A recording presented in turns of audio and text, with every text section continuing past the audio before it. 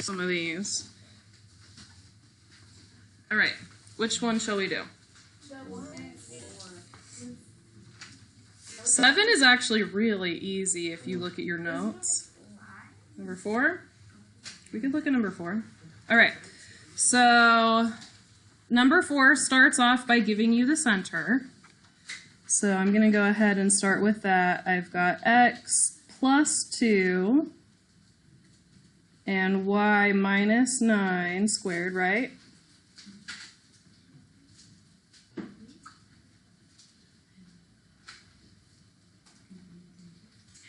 And they give you a vertex, and so they're telling you which one of these is bigger. Just by giving you the vertex, you're already going to know, right? So if I draw, thank you. If I draw a little sketch of this, then I'm going to say left 2 up 9. There's my center. My oh yeah. I'll do it. Yeah, go ahead.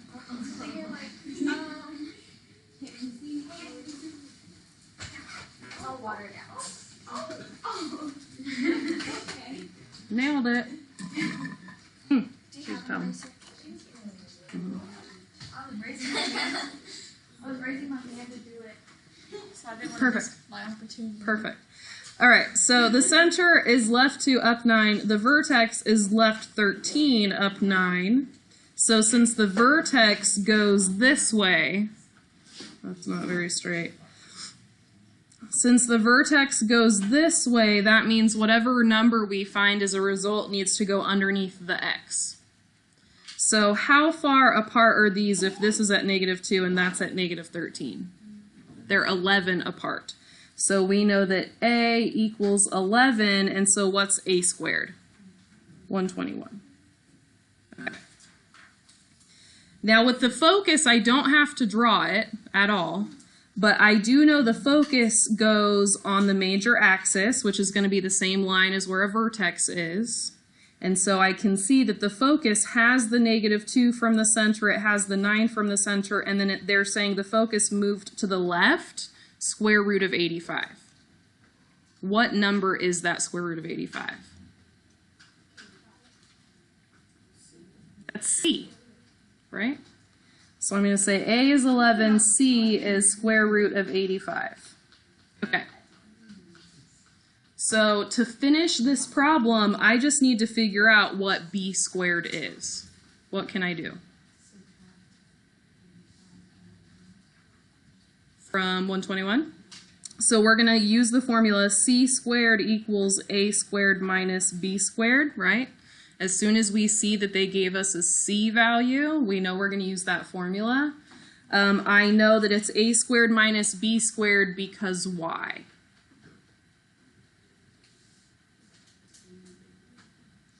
Why? Yeah, A is bigger, and I know that A is bigger because they called this a vertex and not a covertex. If it was smaller, they would have called that a covertex. Okay, so they called it a vertex. I know that that makes that one bigger. So I have the square root of 85 squared equals 11 squared minus b squared. The square root of 85 squared is 85, right? 121 minus b squared. And then what do I do from there? Subtract the 121.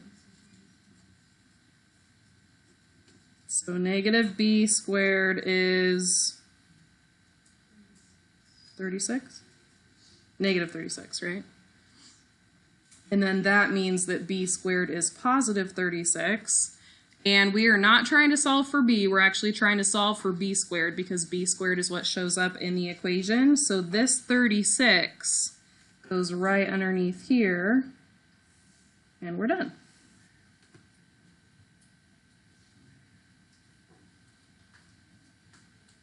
So this is the part that makes this unit a little bit difficult, is that they could give you all sorts of different information to start the problem, which means we can't just memorize a process for this. We have to actually understand what we're doing to do these problems.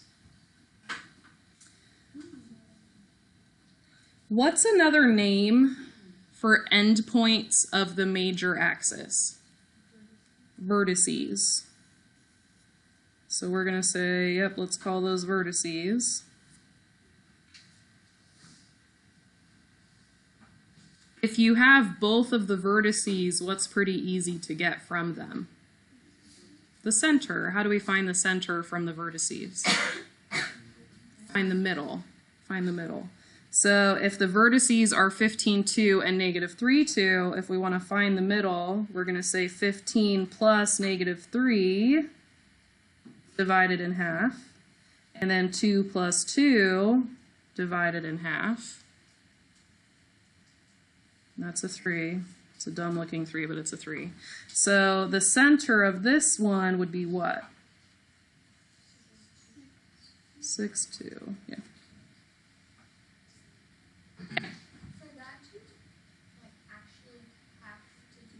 You don't have to show your work like that, no. Yeah, I can just like think about it like Yeah. apart and Yeah. okay. Mm-hmm. Yeah, you could think about it as like, oh, how far apart are these? And then, yeah. Yep. You do not have to memorize a formula to do that if you don't want to. Okay.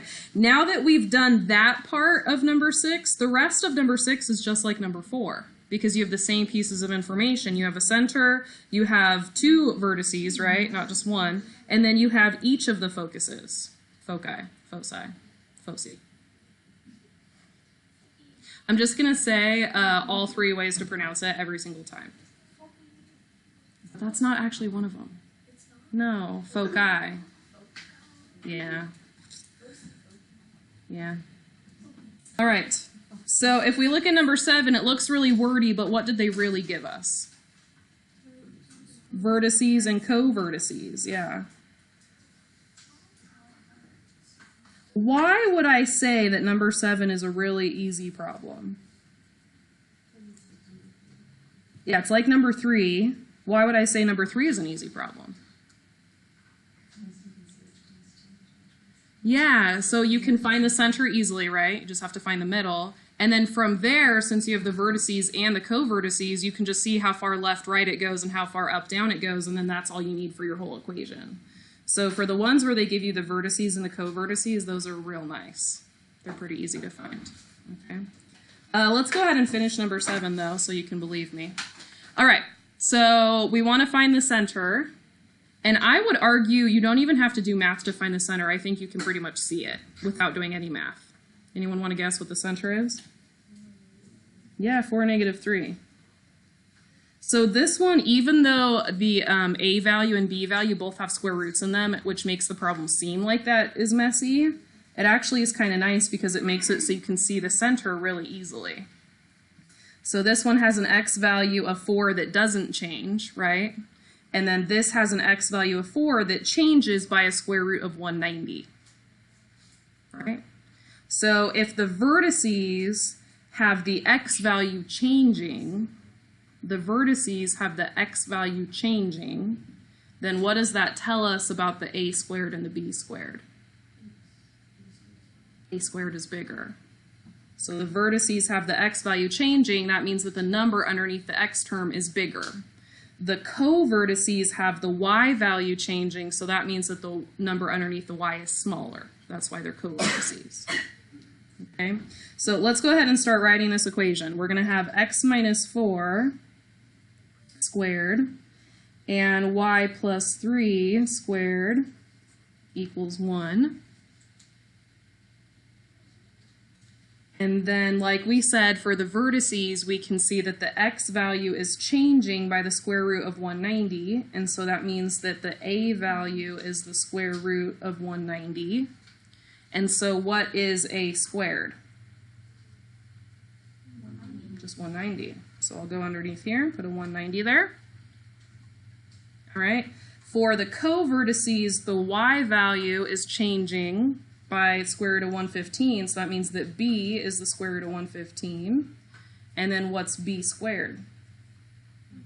115. Do you see why I said that was an easy question then?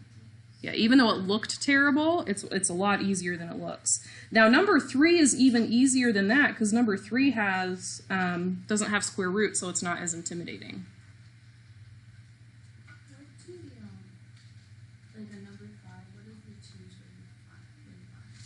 So that means it's still your C value. Your C value is 2 square root 35. It means they simplified it. So you're going to say my C value for this problem is 2 square root 35. And if I want to find C squared, I'm going to say 2 squared is 4. And square root 35 squared is 35. So it would be 4 times 35 if you want to square it. But you could type it in your calculator. If you type this in parentheses and square it, you'll get the same thing. So it's just a square root that has been simplified. That's why it has the 2 in front of it. When you square it, if you had 2 root 35 squared, that would be 4 times 35. And that's if you're doing it by hand. If you're doing it in a calculator, you can just type it in. Okay.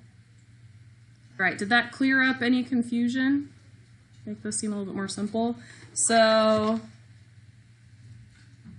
yeah, and really, I tried to mix things up, but it's a lot of the same sort of idea, kind of repetitively, just using different words for it. So anytime you see focus or foci in the problem, that means they gave you C, okay? And I would write that in your packet. Anytime some of the information they gave you includes a focus or foci, it means they gave you the C value. If they gave you a vertex or vertices, it means they gave you the B value. If they say, or they could say endpoints of the major axis, that would also give you the B value, or the B or the A value, depending on which one's bigger. If they gave you co-vertices, it means they gave you the A or the B value, whichever one's smaller, okay? So based on the words, you can tell which letter they gave you. Yep, so vertices. The vertices tell you that they gave you the bigger number. I can see that the y value is staying the same, and the x values are the ones that are different. So since vertices tells me the number that's bigger and the x value is what's changing, that means that the bigger number goes underneath x, and so it means they gave us A in this problem. Since they gave us foci, that means they gave us the C value. So which one is the C value? It'd be the one that changes. So if you can see here, the -8 stays the same, and then it changes by that much. And so that's the C value. The -8 must be from the center. And if you can check it, so this, and you can kind of, the nice thing about the square root ones is that even though they look terrible, they're kind of nice because you can see the center inside of them. So the center must have been -8, -10. And if you look at these values, the middle of 4 and -20 is -8. Because if you add them together, you get -16, and if you divide by 2, you get -8. So that's kind of the nice thing about these ones that look terrible, is the center is visible in the problem without doing a lot of work, which is pretty nice. Wait, how do you find that A squared and B squared? It's, you subtract it all. Like you do all numbers. So the formula is either, it's in your packet at the bottom of the page, it says ellipses. It's either A squared minus B squared or B squared minus A squared, whichever one is bigger, minus the smaller. I knew that A was 11 because my vertex was 11 spaces away from my center. So the y coordinates were the same, the x coordinates were 11 numbers apart. And since it was the x coordinates, I knew it was an A value, not a B value. If it had been the y values changing, then it would have been the B value. They wouldn't both change. It's not possible. It's only going to be one. And that's because they're all based off the center. So either they went right and left from the center and the x changed, or they went up and down from the center and the y changed. They can't both change. Yeah. So when they give us the vertex, we do the point between those to find the center. Mm-hmm. Do that with the co-vertices. You could, if the only thing they gave you on the problem was co-vertices, you could do it exactly the same way. Mm-hmm. Any other questions? Okay. Yeah. You're good. You're good. Number 5. Uh-huh. So for the equation, or the beginning part would be x plus 8 squared, Mm-hmm. and then over it would be over 8. It would, let's see, so we'd have x plus 8 squared over something, and then y plus 10 squared, right? So if you think about your center is at -8, the distance between -8 and +4, or the distance between -8 and -20, would be a distance of what?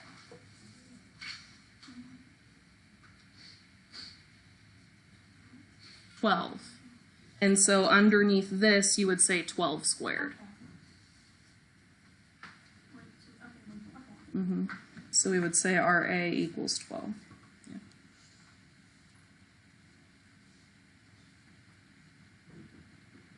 So once you find the center, if you have a vertex or a co-vertex, then you can always find the distance from the center to those points. And then you'll know what number should go underneath. Okay, I'll give you guys some time to work, and then in about 15 minutes we can go over some more problems. What other problem do we want to go over? Number 10?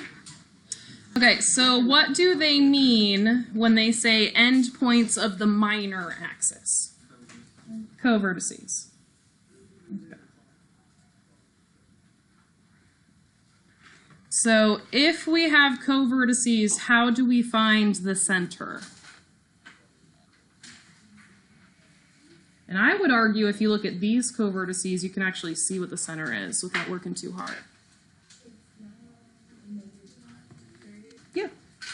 So the center is 9, -3. I can tell because -3 had something added to it and something subtracted from it, and that must have been them moving up and down to draw those co-vertices. So the center is 9, -3, so we have x minus 9 squared plus y plus 3 squared. And the co-vertices go up and down, right? The number is affecting the y coordinate. And so that means that we're going to be able to find the number underneath the y, right? So what's the b value?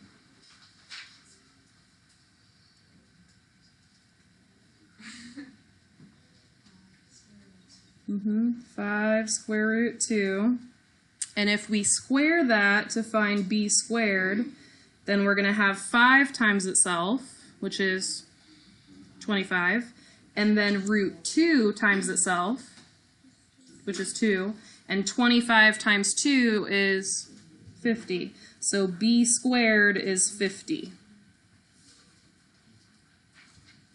Now, those were co-vertices, so which is bigger, A or B? A is going to be bigger because those were co-vertices, not vertices. Okay? So that means that when we use an equation, we're going to do c squared equals a squared minus b squared because the number underneath A is bigger. Okay. Does anyone know what the c value is?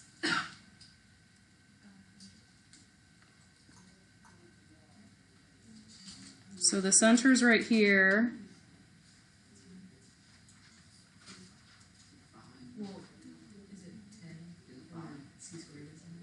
So the distance between 9 and 4 is 5.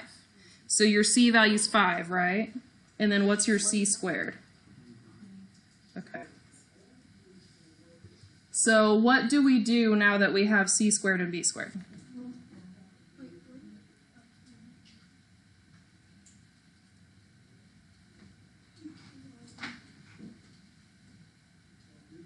We put them in the formula, right? So c squared equals a squared minus b squared.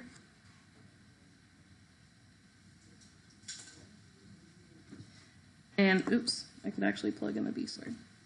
Minus 50. So if we add them together, we get 75. So that's why Katie was saying to add them.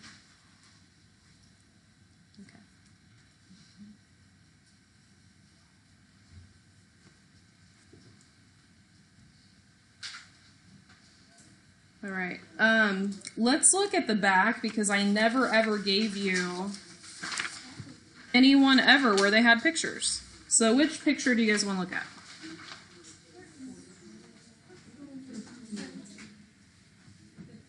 15? Okay. So if we look at 15, we just have to be able to kind of like cut it right down the middle to see where the center is. So there's my center right there. And you can kind of, if you want to do it to the other ones, these are going to be real quick problems.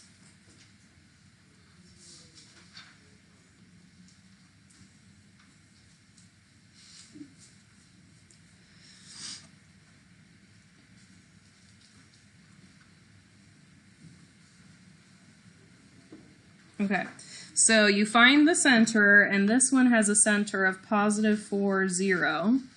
So you can start writing your equation. So this would be x minus 4 squared over something plus y squared over something equals 1. And then from there, we just have to count how far left and right, how far up and down. So this one went 3 left and right, so I'm going to put a 9 underneath the x's.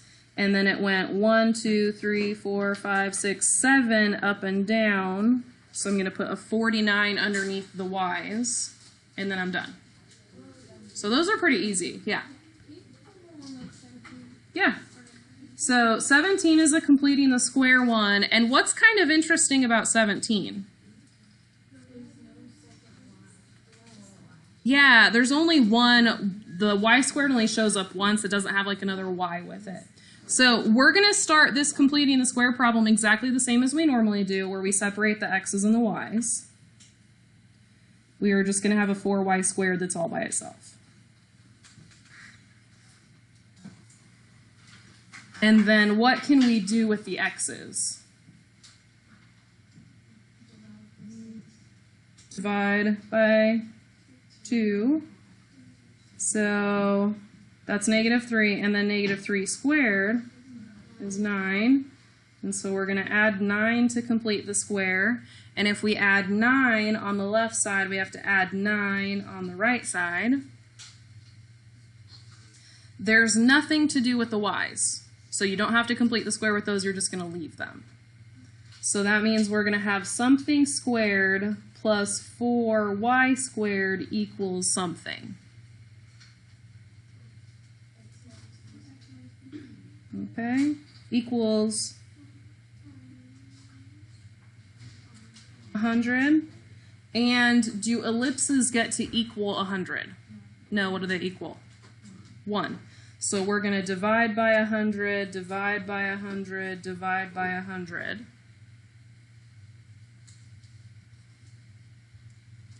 So we have x minus 3 squared over 100 plus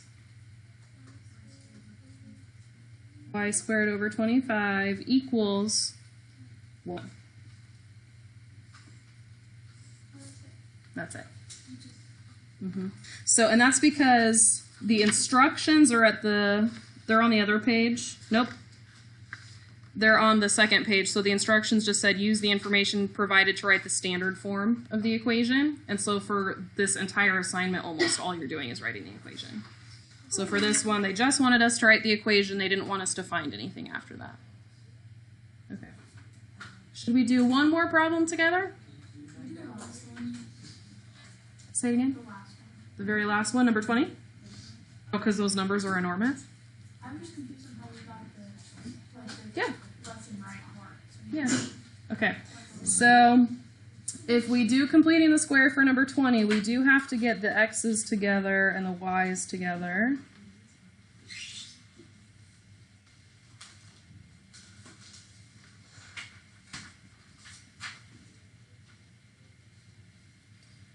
So for the x's, I have to take out the 64.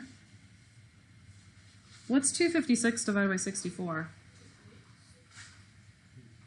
Is it 4? And then we have to take out the 9.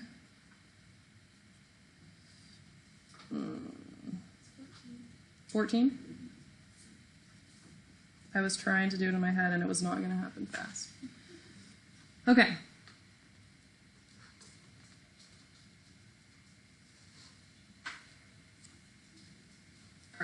So if we complete the square, we're going to have 4 divided by 2 is 2.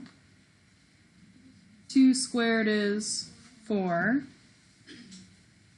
So 4 completes the square, but we didn't really add 4. We really added 64 times 4. Yeah, 256. That's what messed it up. Yeah. And then over here we have 14 divided by 2 is 7. 7 squared is 49. And then 49 times 9? 441. Yeah, the numbers in this problem are pretty big. So we have 64 times something squared plus 9 times something squared equals something. X plus 2, y plus 7, and then what does it equal? Which is a perfect square, so that kind of makes sense. And then we'll divide that through.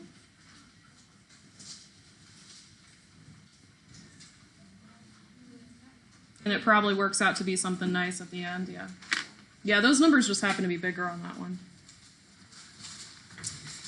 All right, so thank goodness we have this assignment over a weekend. By the time I see you next, you need to finish this packet, and there's a video.